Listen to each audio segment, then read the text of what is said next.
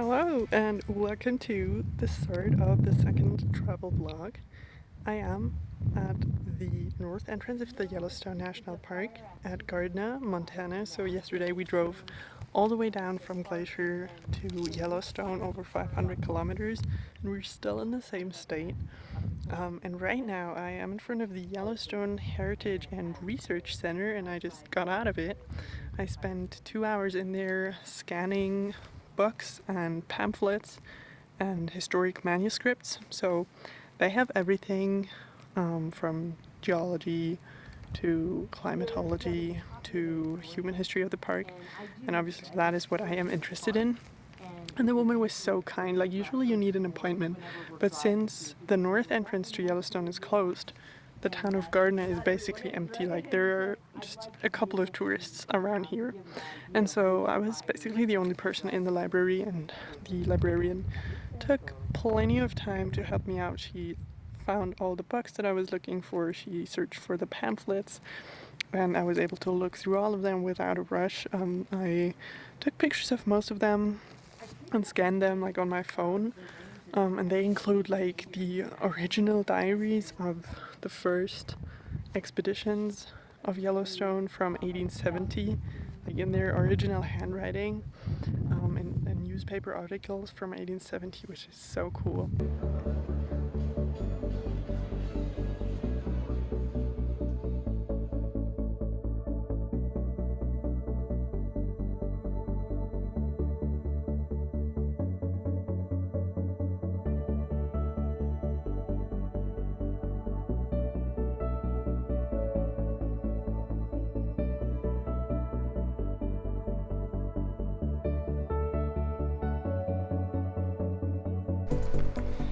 Hi guys, it is Tuesday, August 23rd, and we are at Pine Creek Lake Trailhead.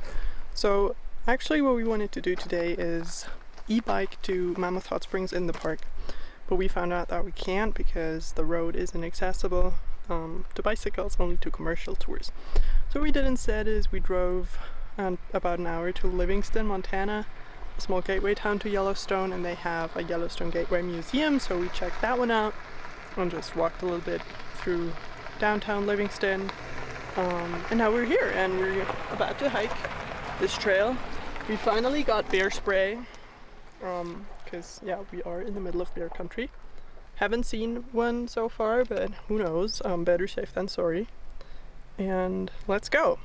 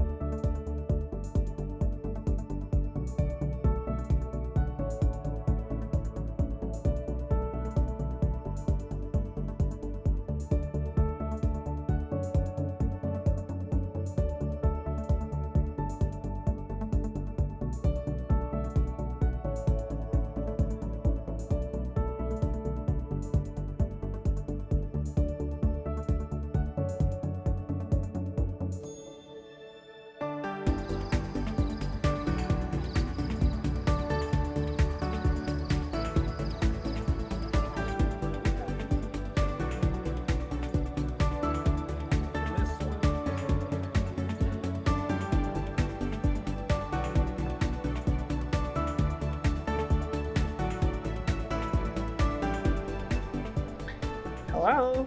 It is Wednesday, August 24th, and it's evening where we are. We left Gardner in the morning, then drove up all the way to Bozeman, Montana, where we visited the what's it called? Museum of the Rockies.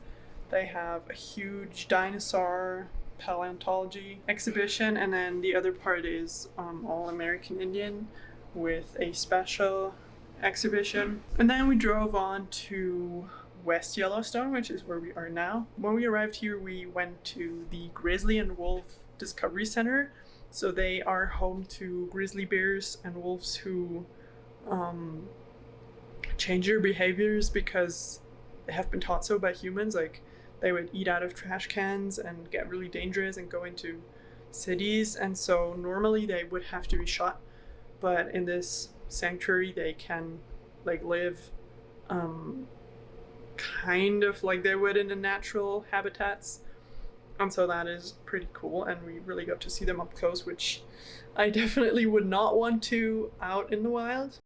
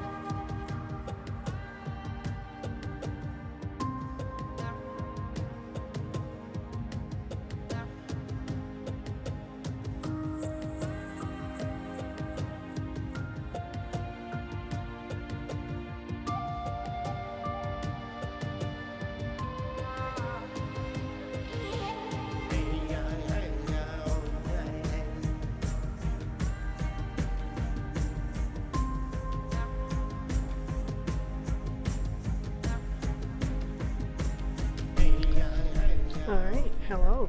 It is Thursday, August 25. We're finally in Yellowstone National Park. I'm wearing my bandana thing that has Grand Prismatic on it. And right now we are at Madison Junction, where the All Nations Teepee Village is installed. So there are teepees with cultural ambassadors from all the different tribes that are recognized to have traditional associations with Yellowstone National Park. And what I learned today is that actually there are 49 tribes that have relations, but only 27 are recognized, and the others aren't for a variety of reasons. But yeah, there's always more than what's visible on the surface, and the great thing is I was able to talk to a lot of tribal members from the different bands and groups. I was able to talk to Shane Doyle, who is basically the mastermind behind all this and whom I've heard on the Parks podcast, so it was pretty amazing to meet him in person. And then I also met Chris Latreille from the Litchell Chippewa, and he knows David Troyer, who's Ojibwe, and David Troyer published an article in The Atlantic which got me started working on this topic. And so I told him, and he got really excited about it and said he was going to tell Mr. Troyer when he next sees him that he got someone to write a thesis because of this article. So now it's around 12, I believe, so we're now off to the Old Faithful area, of course to see the geothermal features, but also because there are more installations. Today is the Shoshone-Bannock tribal gathering there, so there are activities going on. And then there's a tribal heritage center in the Old Faithful area, and at 5 p.m. here at Madison Junction they're having a native opera, so we'll be coming back. But for now, that's all I have to update you on. So we made it to the first geothermal area. This is Celestine Geyser. It's the fountain paint pot area, and yeah, it is really this blue. Like, this is not artificial or anything. Looks fantastic, doesn't it?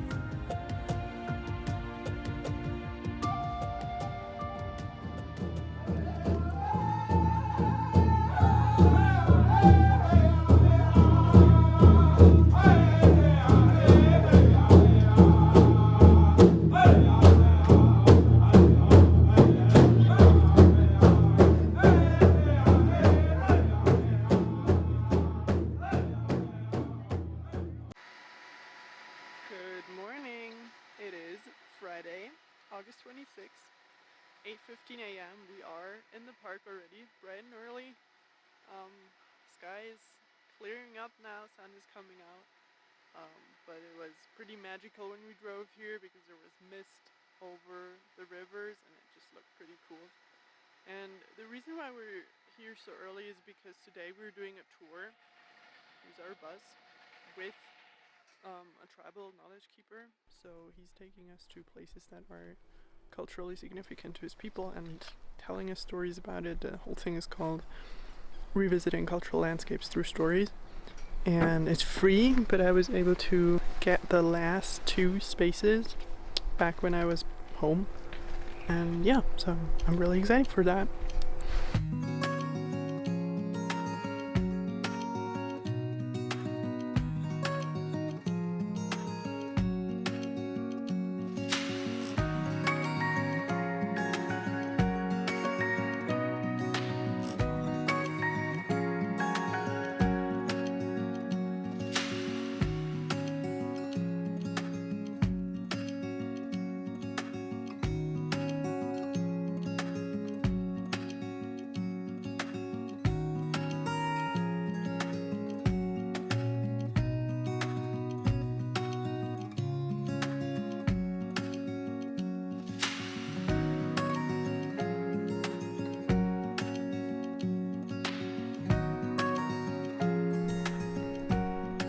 Hello again. It is 7 p.m. And we just arrived at our place for the night. This is Lake Lodge Cabins at Lake Yellowstone. So this is the only time that we are staying inside a park. It looks so cool from the inside. I'll put in that little clip that I filmed if I haven't already. So yeah, we're just here for one night. This is our last night in Yellowstone. We're leaving the park tomorrow to the south exit, going to Grand Teton National Park. So let me give you an update of what we did today. So we did this tour with 4 tribal members. 2 were from the Blackfeet Nation, so they came all the way down from Glacier National Park, which is pretty cool. And then 2 were from the Flathead Reservation, so they were Salish Kootenai. And they were all really, really nice, and it was fantastic. Like, first we went to Madison Junction, to the All Nations Teepee Village, where we stopped by yesterday. And they had a stage set up, and they had different artifacts that are spiritually and culturally important to the Blackfeet, like a bison skin. And so they explained a little bit, and then we drove to Storm Trail, which is somewhere at Lakeshore. It was quite the drive. Tim talked about, so Tim was Salish Kootenai. Oh, there's a chipmunk. He talked about native plants that native people would gather for spiritual and medicinal purposes, so that was really interesting. And then we drove through Hayden Valley, which is where the bison are right now because it's rut season, so they're all going there, and there were a lot of them. And so then they told us about how important the bison is in their culture and their way of life, and it was really emotional. My dad and I, so we had parked a car there, so we drove basically back where we came from. Only this time we stopped at the canyon, so we stopped at different viewpoints, and we were so lucky because when we arrived at Norris, like with the bus, when the tour was over, it rained and the sky was cloudy and everything, and so I thought that canyon wouldn't be a good idea today.